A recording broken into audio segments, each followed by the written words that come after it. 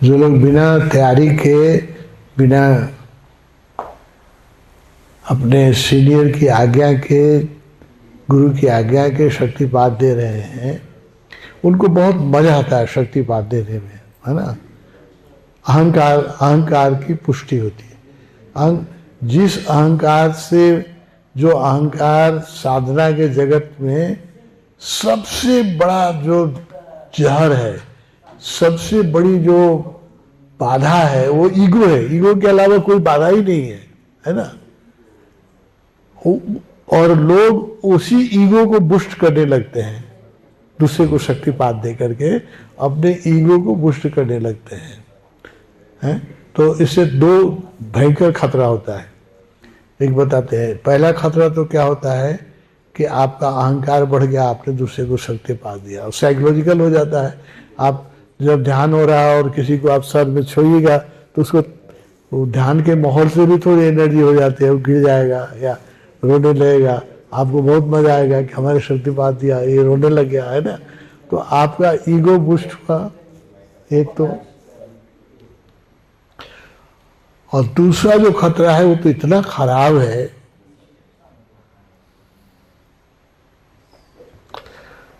कि जब अगर आप मीडियम है परफेक्ट भगवान के, किसी के गुरु के, अपने गुरु के मीडियम है, तो आपके शरीर से गुरु की ऊर्जा जाएगी तो आपको लाभ होगा, आपकी हानि नहीं होगी, अगर आप मीडियम हैं तो।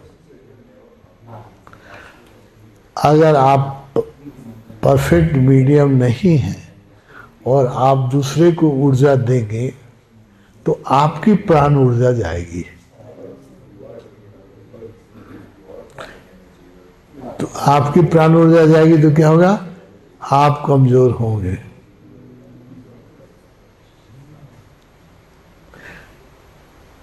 आपकी ऊर्जा घटती चले जाएगी, प्राण ऊर्जा आपकी घटेगी। अगर आपका सप्लाई है, उसों की तरफ से सप्लाई है, तब तो ठीक है, उनकी चीज है। You are just a medium, you are a postman. हम बराबर, आप देखिएगा मेरा पुराना लेक्चर में मैं बराबर कहता था कि I am just postman of Osho. He sends letter, I just deliver you letter.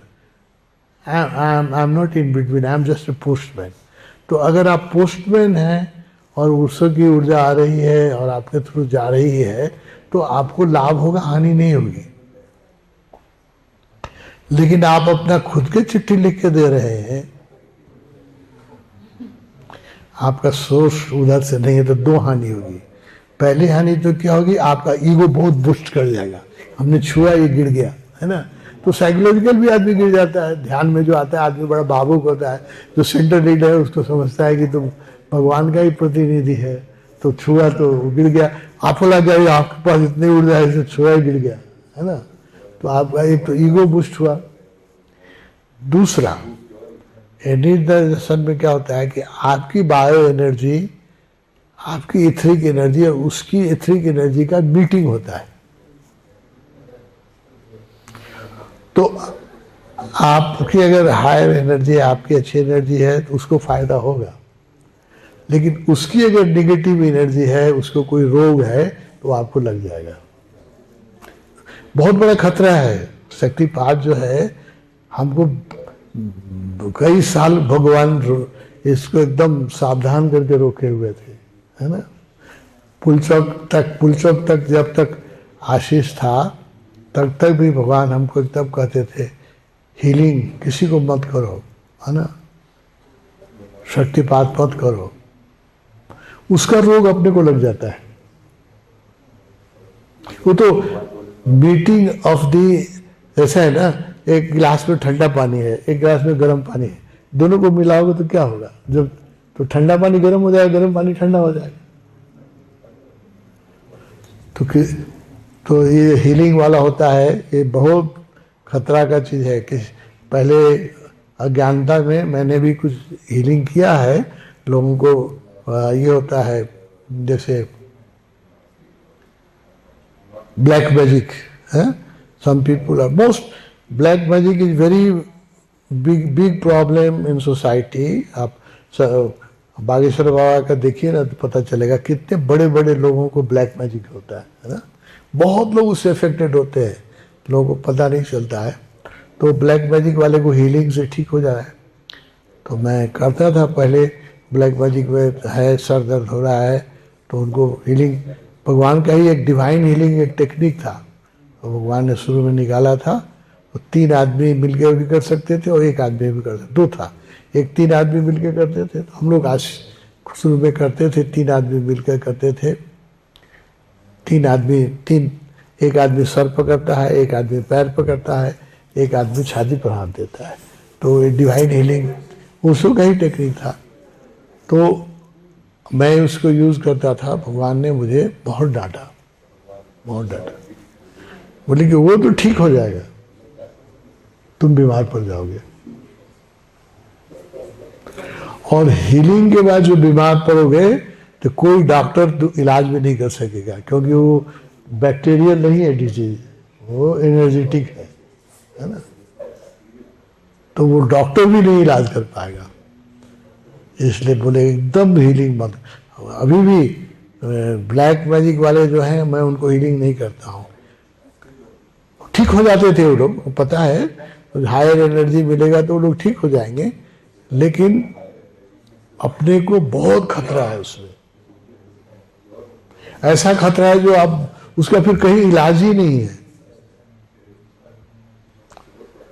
कहीं न कहीं तो ब्लैक मैजिक को किसी को प्रेत बाधा था, तपाईँले ध्यान को बीचमा जो उसको प्रेत बाधा हटाइदिनु भयो तो प्रेतले तपाईँले तंग गर्न थाल्छ। रोगहरू पनि कसैलाई टाउको दुख्या छ मलाई हिलिङ गरिदियो भन्ने हिलिङ गर्नु भने उसको टाउको दुख्यो तो ठीक हुन्छ, तपाईँको हुन लाग्छ। इसलिए be careful, unless you are qualified totally and you have confidence and you have maturity, ये सब काम कभी मत कीजिएगा, है ना। ये थर्ड आई भी नहीं टच करना चाहिए, क्योंकि third I is a very hungry centre for energy. बहुत हंग्री, वो एकदम प्यासा सेंटर है एनर्जी के लिए थर्ड आई जो है ना। हायर एनर्जी का आदमी उसको टच करता है, उसको बहुत आनंद आता है, लेकिन आपकी एनर्जी बढ़ जाती है ना। इसलिए ये सब के लिए बहुत सावधानी से करना चाहिए। ऐसे ऐसे रोग लग जाते हैं जो ठीक ही नहीं होते हैं। रामकृष्ण ने भी कहा है, रामकृष्ण के गले में जो कैंसर हुआ वो दूसरे आदमी को हीलिंग करने के कारण हुआ, वो तो ठीक हो गया। रामकृष्ण तो इनलाइटेड थे, उतने पावरफुल आदमी थे। उनके जो गले का कैंसर है, आप रामकृष्ण मिशन का किताब बढ़िया से पढ़िए तो आप देखिएगा रामकृष्ण ने कहा ये मेरा रोग नहीं है, ये दूसरे का रोग ने मुझे आकर पता है। इसलिए गुरु बनने सब बात है, don't rush to become a guru, a healer, no. You must be thoroughly experienced, qualified, and you should be able to protect yourself first. Protect yourself. If you try to work with black magic or with negative energy, that will affect you. So you must know how to protect yourself, and you must be qualified, and you must feel good. If you feel slightly problem, then never do these things.